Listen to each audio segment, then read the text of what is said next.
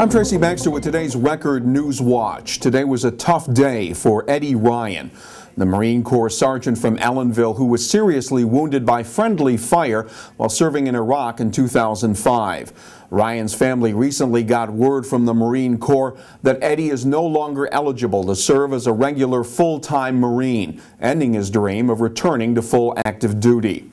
Family and friends have been helping Eddie on the long road to recovery from the disabling wounds. Today, Eddie was officially decommissioned during a military color guard ceremony at the Stewart Air National Guard Base. Reporter Jeremiah Horgan will have the full story, including the possible impact on the funding for Eddie's rehab in tomorrow's Times-Herald Record. A long-vacant Middletown city landmark is coming back to life. Development plans were officially unveiled today for the former O&W train station that sits at Wickham and Lau Avenues. The massive structure was built in 1892, but has been empty and vandalized since a fire ripped through it back in 2004. Now the city is teaming up with the Middletown Community Health Center to transform it into a place where healthcare services can be provided to local residents. Lifelong Middletown resident Don Wells remembers when the old O&W once housed a nightclub. He thinks the redevelopment will help the neighborhood. It's like a rebirth. It's just good, positive things are happening here. And the neighborhood was in a little bit of a decline for whatever reason, but this will bring things back. This will bring activity back. And next door, we're getting a nice new gas station with a Dunkin' Donuts, from what I hear. That'll be nice to have in the downtown. It's good all around the way I see it. Tomorrow's Times-Herald Record will include a story on the Community Health Center's plans for the building, the funding sources, and the possibility of other tenants coming in once renovations are complete. Accused killer Michael Mele was back in an Orange County courtroom today. The town of Wallkill man accused of killing Laura Garza back in December of 2008 was brought to court for pre-trial hearings for the upcoming murder case. Judge Nicholas DeRosa will consider whether several statements Mele made to police can be used as evidence. The judge was not expected to make any rulings today. Mele, a registered sex offender, was indicted in December on murder, manslaughter, and evidence tampering charges. Garza vanished after leaving a Manhattan nightclub with him. Her remains were discovered last April in a field near Scranton, Pennsylvania. After deliberations that spanned 3 days, an Orange County court jury today found a Newburgh man guilty on 16 criminal counts in connection with a series of domestic violence incidents that targeted the same female victim. 36-year-old Carlos Brown of Newburgh was arrested following repeated break-ins at the woman's Liberty Street home, violating numerous orders of protection. The jury convicted Brown on burglary, criminal mischief, and aggravated criminal contempt charges.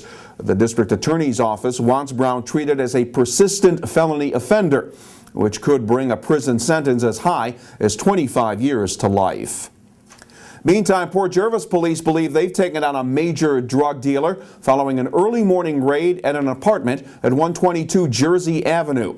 Arrested in the raid by Port Jervis and Deer Park police, the apartment resident, 35-year-old Daniel Dannenfelser. He's facing a felony drug sale and possession charges.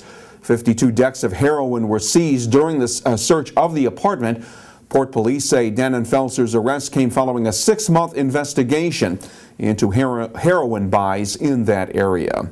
And a Cornwall man may lose his pilot's license after he landed a single-engine plane on a beach in Queens on Monday.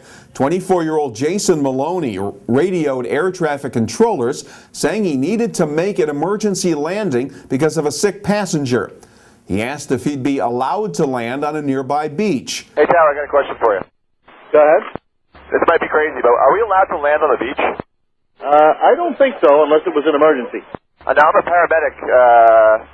Is there anybody I can ask? And shoot at Emmerdale. Yeah, those are both public beaches, and you're only allowed to land there in an emergency. Otherwise, you'd probably have to have some kind of prior permission and have it closed off. Got it. Thanks. Any private beaches around? After making the risky descent, Maloney reportedly told police he got the idea for the beach landing from a TV show. The FAA is investigating and could take action against the Cornwall man if it turns out he reported a false emergency. Our weekend weather looks promising with some sunshine and milder temperatures. We'll see a mix of sun and clouds on Saturday with the highs getting up around 60 degrees. It'll be partly cloudy on Sunday and even warmer with temperatures climbing into the mid-60s. Taking a peek at Monday, the highs should make it into the 70s. Be sure to keep up with all that is happening, including the latest on the federal budget showdown by making regular visits here to Record Online. And you'll get caught up on all that's going on when you pick up weekend editions of the Times-Herald Record. For Record Newswatch, I'm Tracy Baxter.